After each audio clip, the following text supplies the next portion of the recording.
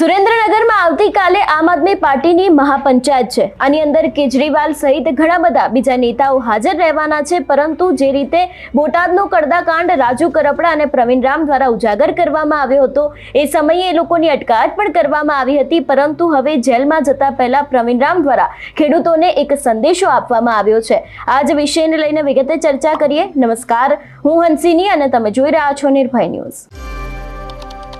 બોટાદની અંદર કડદો ચાલી રહ્યો છે અને આ જ કડદાનો વિરોધ છે તે આમ આદમી પાર્ટીના નેતા રાજુ કરપડા અને પ્રવીણ રામ દ્વારા કરવામાં આવ્યો હતો। ત્યારે હવે જ્યારે ખાસ કરીને આવતીકાલે મહાપંચાયતનું આયોજન કરવામાં આવ્યું છે, એ જ વાતને લઈને પ્રવીણ રામ દ્વારા ખેડૂતોને એક સંદેશો આપવામાં આવ્યો છે। સૌથી પહેલા તો એના ઉપર નજર કરીએ। નમસ્કાર મિત્રો, જય જવાન જય કિસાન। કેમ છો બધા મિત્રો? મજામાં? અમે પણ અહીંયા મજામાં જ છીએ, ચિંતા ન કરતા। પણ મહત્વની વાત એ છે કે આ ગુજરાતની અંદર આ ભાજપના તાનાશાહી શાસનની અંદર વર્ષોથી ખેડૂતો પીડાઈ રહ્યા છે। એક પણ યાર્ડની અંદર ખેડૂતોને પોષણક્ષમ ભાવ મળતો નથી, ખેડૂતોની ખેત પેદાશમાં કટકી થાય છે, એમના પૈસા ખવાઈ જાય છે, ખેડૂતોને માર્કેટની અંદર પણ એમની ખેત પેદાશોના ભાવ મળતા નથી। ત્યારે વર્ષોથી આ ખેડૂતોની પીડા કાયમી માટે ચાલી આવે છે। તમામ ખેડૂતો મૂંગા મોઢે સહન કરી રહ્યા છે। ત્યારે બોટાદની અંદર માનનીય રાજુભાઈ કરપડાએ યાર્ડની અંદર ખેડૂતોને જે આ સમસ્યા છે એના મુદ્દે એક અવાજ ઉઠાવ્યો, એક ક્રાંતિની શરૂઆત કરી। અને એ ક્રાંતિની શરૂઆતમાં મેં અને અમારા અન્ય તમામ મિત્રોએ સાથ આપ્યો કે આ ખેડૂતોની સાચી લડાઈ છે, ખેડૂતોનો અવાજને બુલંદ કરવાની લડાઈ છે। આ લડાઈમાં અમે સાથ આપ્યો તો અમે શું ગુનો કર્યો? અમે કોઈ ગુનો નથી કર્યો, છતાં પણ માનનીય રાજુભાઈ કરપડા ઉપર, મારી ઉપર અને અન્ય અમારા જેવા 83 જેટલા અન્ય સાથીઓ ઉપર ગંભીર પ્રકારની કલમ લગાવી, 307 જેવી કલમો। હવે તો ખેડૂતોને સંબોધન કરવા ગયા હતા, ખેડૂતોનો અવાજને બુલંદ કરવા ગયા હતા અને 307 જેટલી ગંભીર કલમો નાખી અને અમને જેલમાં અત્યારે પૂરવાનો અને જેલમાં યાતનાઓ આપવાનો અત્યારે પ્રયાસ થઈ રહ્યો છે। ત્યારે મારી એક ચોક્કસથી એક વાત છે, આપ સૌને હું કહેવા માંગુ છું કે આ ભાજપ સરકાર જે ગુંડાઓ છે, ભૂમાફિયાઓ છે, દારૂ જે વેચે છે એવા બુટલેગરો છે, એની ઉપર કોઈ કેસ નહીં કરે, એને હેરાન નહીં કરે, એને તો સાથે રાખશે। પણ અમારા જેવા રાજુભાઈ કરપડા જેવા યુવાનો કોઈ ખેડૂતો માટે કે ગુજરાતના લોકો માટે લડવા નીકળે તો એમના ઉપર 307 લાગી જાય, એમને જેલમાં નાખી દે। પણ ચિંતા ન કરતા મિત્રો, અમે આ ભાજપની ખોટી ફરિયાદોથી ડરતા નથી, એનાથી અમે બીવાના નથી, એનાથી અમે પીછેહટ કરવાના નથી। અમે તમારા માટે લડતા રહેવાના છીએ, તમારા માટે અવાજ ઉઠાવતા રહેવાના છીએ, તમને વિશ્વાસ અપાવું છું। પણ હું આપની પાસે એક આશા પણ રાખું છું કે આજે આ લડાઈની, ખેડૂતોની લડાઈને સમર્થન આપવા માટે દિલ્હીથી માનનીય અરવિંદ કેજરીવાલજી પધાર્યા છે, એમનો હું આભાર માનું છું।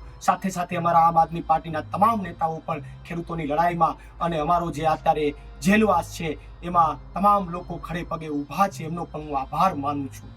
પણ સાથે સાથે હું ગુજરાતના ખેડૂતોને એક નમ્ર અપીલ પણ કરું છું કે આ બોટાદથી શરૂ થયેલી જે ખેડૂતો માટેની ક્રાંતિ છે, એ ક્રાંતિને ગાંધી ચિંધ્યા માર્ગે ચાલુ રાખજો મિત્રો। આ ક્રાંતિને બંધ ન થવા દેતા। તમારી સાથે ક્યાંય અન્યાય થાય તો ખેડૂતો અવાજ ઉઠાવજો, તમારા આત્માને જગાડજો। ક્યાં સુધી સહન કરશો? તમારા આત્માને જગાડજો।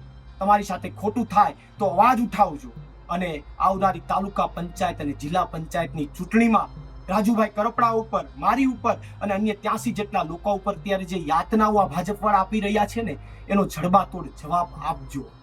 અને બીજું છેલ્લે કાંઈ ન કરી શકો તો કાંઈ નહીં સાહેબ, જ્યાં સુધી અમે બહાર ન નીકળીએ ને ત્યાં સુધી આ મુદ્દાને સોશિયલ મીડિયામાં જીવતો રાખજો, એટલી આપને અપીલ કરું છું। કારણ કે સમય તો બધા પાસે નથી, સમય અમારી પાસે પણ નહોતો, છતાં પણ અમે તમારા માટે લડવા નીકળ્યા ને તમારા માટે જેલ ભોગવી રહ્યા છીએ। અમારે પણ પરિવાર છે મિત્રો। મારે એક માત્ર 11 મહિનાનો નાનો બાળક છે, જયવીર એનું નામ છે, 11 મહિનાનો નાનો બાળક છે। એ કેટલા સમયથી રાહ જોઈ રહ્યો છે કે મારા પપ્પા મને રમાડવા આવશે, મારી સાથે કાલાવાલા કરશે, એ મારી રાહ જોઈ રહ્યો છે। પણ હું એની વચ્ચે નથી મિત્રો, હું એની વચ્ચે નથી। એનો મને રંજ છે, એનો મને રંજ છે। પણ એમનો 11મા મહિનામાં 9મી તારીખે જન્મદિવસ છે, પહેલો જન્મદિવસ, એની જિંદગીનો પહેલો જન્મદિવસ છે, 9/11।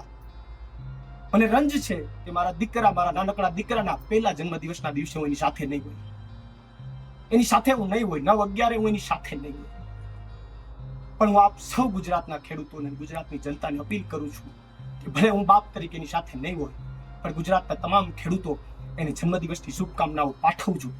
હવે વિશેષ વધારે ચર્ચા હું તમારી સાથે નથી કરતો, પણ એટલું ચોક્કસથી કહું છું કે બધું છોડીને તમારા માટે લડવા નીકળ્યા છે તો આ લડાઈને મજબૂત બનાવજો, આ લડાઈમાં સમર્થન આપજો. આભાર. જય જવાન, જય કિસાન.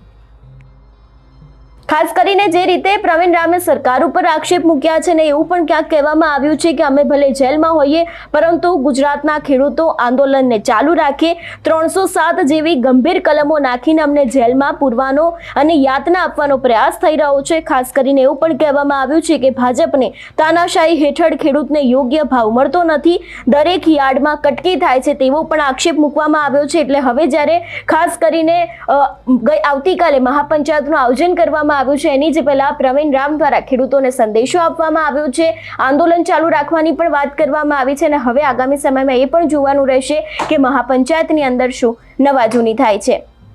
તમારું શું માનવું છે આ વિષયને લઈને અમને કમેન્ટ કરીને ચોક્કસથી જણાવજો. તેની સાથે અમારી ચેનલ નિર્ભય ન્યૂઝને લાઇક, શેર અને સબસ્ક્રાઇબ કરવાનું ભૂલશો નહીં. નમસ્કાર.